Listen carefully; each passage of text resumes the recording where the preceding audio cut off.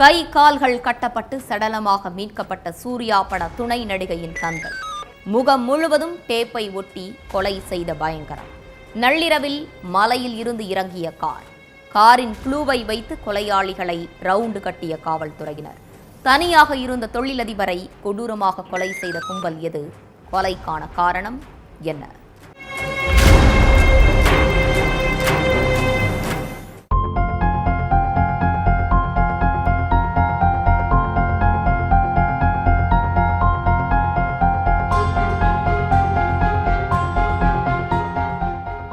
சூரிய நாராயணன் வழக்கமா காலையில எழுந்து அவரோட ஃப்ரெண்ட்ஸ் இல்லைன்னா சொந்தக்காரங்க கூட போன்ல பேசுவார். ஆனா அன்னைக்கு ரொம்ப நேரமாகியும் அவரோட போன் சுவிட்ச் ஆஃப்ல இருந்ததுனால மதுரையில இருக்க அவரோட மகளுக்கும் மற்ற சொந்தக்காரங்களுக்கும் சந்தேகம் வந்திருக்கு. உடனே பக்கத்துல இருக்க சொந்தக்காரங்களை போய் என்ன ஏதுன்னு பார்க்க சொல்லி இருக்காங்க. உடனே அவங்களும் கொடைக்கானல்ல உள்ள சூரிய நாராயணனோட பங்களாவுக்கு ஓடி போய் பார்த்திருக்காங்க. பங்களாவோட வெளிக்கதவு பூட்டியே இருந்ததால அவங்க கதவை உடைச்சு உள்ள போய் பார்த்தவங்க அரண்டு போய் நின்று இருக்காங்க. சூரிய நாராயணன் பெட்ரூம்குள்ள மிக கொடூரமான நிலையில உயிரிழந்து கிடந்திருக்காரு. அவரோட கை கால்கள் ரெண்டும் அசையவே முடியாதபடி கயிறால இறுக்கி கட்டி போட்டு இருந்திருக்கு.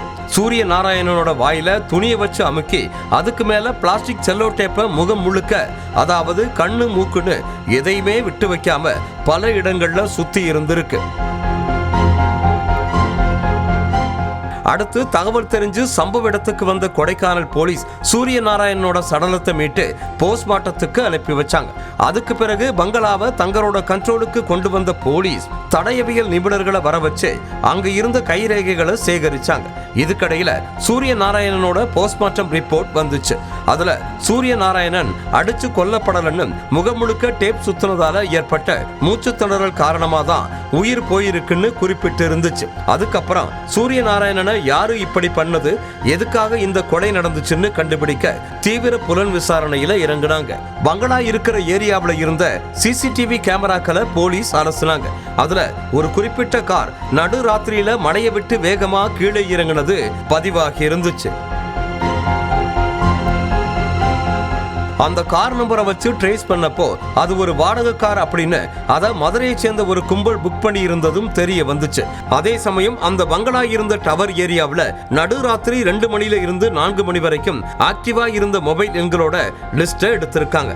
அதுல சில நம்பர்கள் மதுரை தேனி மாவட்டங்களை சேர்ந்த நபர்களோடதுன்னு தெரிய வந்துச்சு. இந்த க்ளூக்களை வச்சு மதுரையில பதுங்கி இருந்த அந்த காரோட டிரைவரை மடக்கி பிடிச்சாங்க. அவன் கொடுத்த வாக்குமூலத்தை வச்சு தேனி மதுரை திண்டுக்கல்ல ஒரு வேட்டையை நடத்தினது கிட்டத்தட்ட 10 பேரை தட்டி தூக்குனாங்க போலீஸ். அதுலதான் சூரிய நாராயணனுக்கு என்ன நடந்துச்சு, எதுக்காக அவர் கொலை செய்யப்பட்டாரு அப்படிங்கிற விஷயம் வெளிச்சத்துக்கு வந்துச்சு.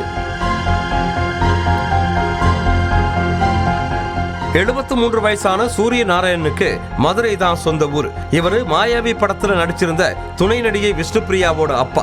வசதி வாய்ப்புக்கு பஞ்சமில்லாத சூரிய நாராயணனுக்கு கொடைக்கானல்ல பெரிய பங்களா இருக்கு. அங்கேயே ஒரு ஹோம் ஸ்டே நடத்திட்டு ரொம்ப வசதியா வாழ்ந்துட்டு வந்த சூரிய நாராயணன் மேல 2018 கொலை வழக்கு பதிவு செய்யப்பட்டு சிறையில அடைக்கப்பட்டார். பண விவகாரம் தொடர்பா பிரபாகர்ங்கிறவரை ஆட்களை வச்சு கொலை செஞ்சதா வழக்கு பதிவு செய்யப்பட்டு இருந்துச்சு. இந்த கேஸ்ல ஜெயில இருந்த அவரு கடந்த சில வருஷங்களுக்கு முன்னாடி ஜாமீன்ல வெளியே வந்தார். அதுக்கு பிறகு மதுரையில இருக்க அவரோட குடும்பத்தை விட்டுட்டு கொடைக்கானல்ல உள்ள பங்களாவுல தனியா வாழ்ந்த சூரிய நாராயணன் அப்பப்போ டூரிஸ்ட் வர்றவங்களுக்கு பங்களாவை வாடகைக்கு விட்டு சம்பாதிச்சுட்டு இருந்திருக்கார். அப்படி அவரு தனியா இருக்கிறத தெரிஞ்சுக்கிட்ட ஒரு கொள்ளை கும்பல் அவர்கிட்ட இருக்க நகையையும் பணத்தையும் அடிக்க ஸ்கெட்ச் போட்டு இருக்கு. அவர் மேல ஏற்கனவே கொலை கேஸ் இருந்ததால அவரை போட்டு தள்ளுனா பெருசா யாரும் கேட்க மாட்டாங்கன்னு பிளான் போட்டு இருக்கு. சம்பவத்தன்னைக்கு 5 பேர் கொண்ட கும்பல் டூரிஸ்ட் மாதிரி அந்த பங்களாவுக்கு போயிருக்காங்க. சூரிய நாராயணனும் அவங்கள நம்பி தங்குறதுக்கு சம்மதிச்சிருக்காரு. உள்ள போனதுமே அவங்களோட வேலையை காட்ட ஆரம்பிச்சிருக்காங்க அந்த கும்பல். சூரிய நாராயணனோட வாய், மூக்கு, முகம்னு தலை முழுக்க பிளாஸ்டிக் செல்லோ டேப்பை போட்டு சுத்தி மூச்சை திணறடிச்சு கொண்டு இருக்காங்க.